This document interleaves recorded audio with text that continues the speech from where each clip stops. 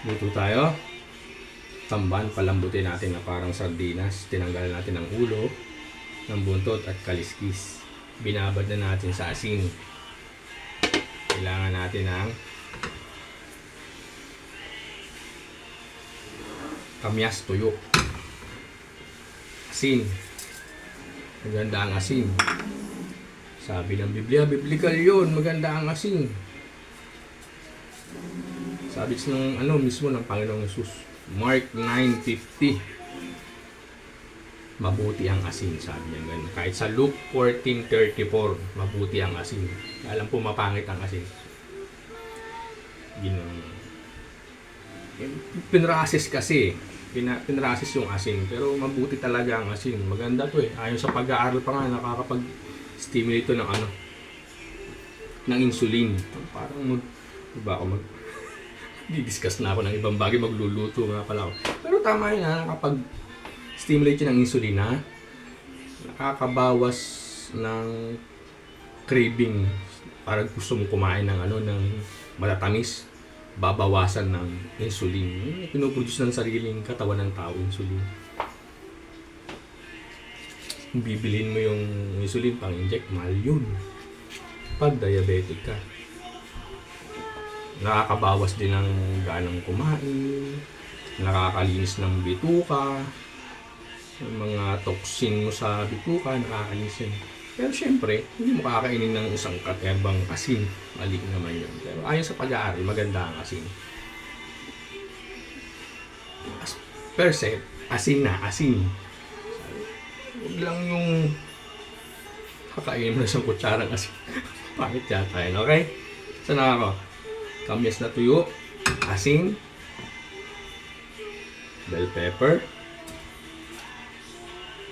laurel, bawang, pamintang buo. Okay? And ilagay na natin tong tamban natin.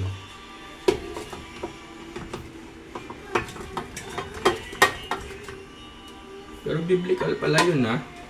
Maganda ang asin. Sabi ng ating Panginoong Jesus, salt is good. Pero pag nawala na nga naman ng alat nun, wala nang silbi yun. Kahit hindi na pwede maging pataba. Then tubig na dapat yung mas mataas sa kanya. Dahil palalambutin natin. Parang sardinas.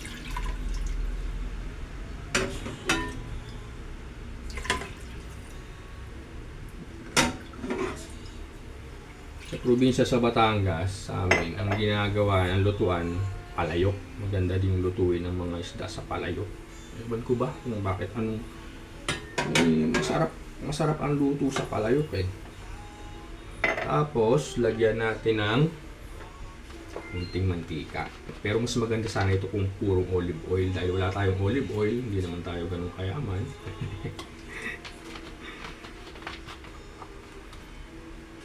Nakalimutan kong bumili ng olive oil. Ayan lang. Ayan. Ganyan na itsura niya. Then, sa pressure cooker natin lulutuin. Kaya lang, medyo matagal lang konti.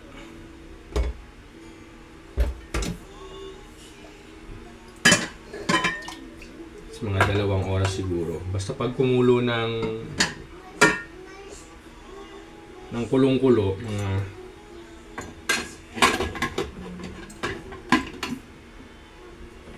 10 to 15 minutes na kumukulo. Then pahihinaan mo na.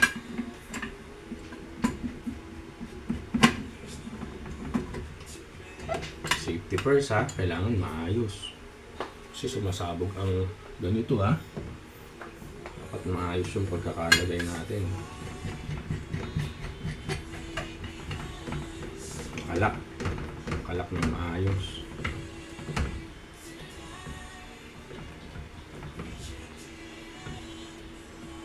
Kasi may pressure to, kaya nga pressure cooker. Baka kumalas. Okay. Lights on.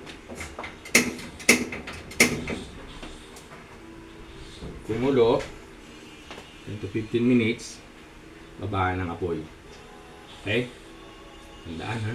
Mabuti ang asin biblical dun. Sabi ng Panginoong Jesus. See you on the next video. Malambot na yun. Para siyang sardinas. Try nyo. Madali lang to.